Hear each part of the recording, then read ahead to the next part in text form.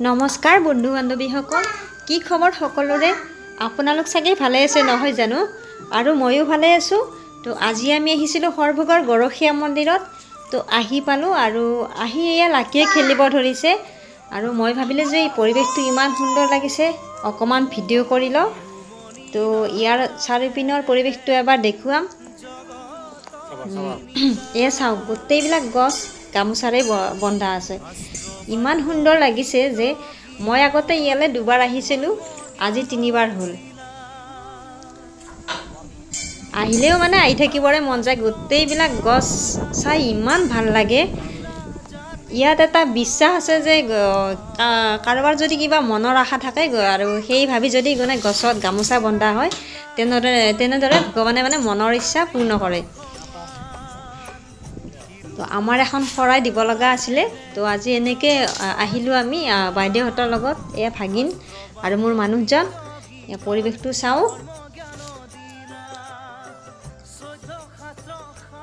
তো ইয়াৰ পৰা আমি সৰভোগৰ পৰা আৰু এঠাইলৈ যাম। কৃষ্ণগুৰু সেৱাশ্ৰমতো এবাৰ সোমাই তাৰ পৰিৱেশটো চাই ল'ম।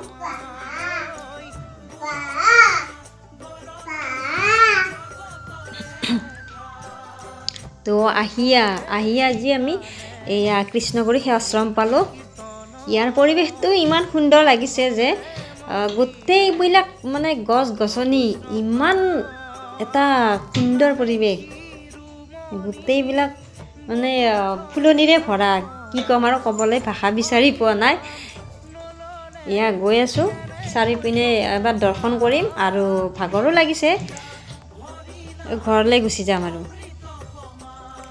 এয়া চাওক, ইমানকৈ ধুনীয়াকৈ মানে সজাই ৰাখিছে। এইটো এটা মন্দিৰ আৰু ইয়াত মৰা চৰাই, হৰিণা আৰু শহাপহু এইবিলাকো আছে, সেইও দেখা পাম আমি।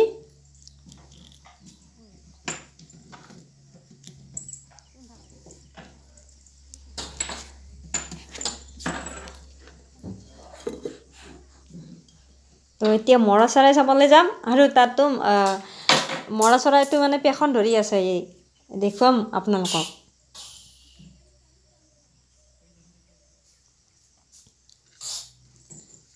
এয়া গৈ আছোঁ।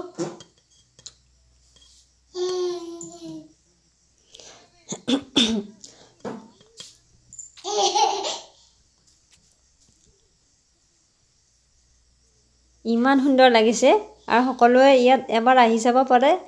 আমিও ভাবি আছিলোঁ, আজি আৰু আহি গ'লোঁ ঘপককৈ।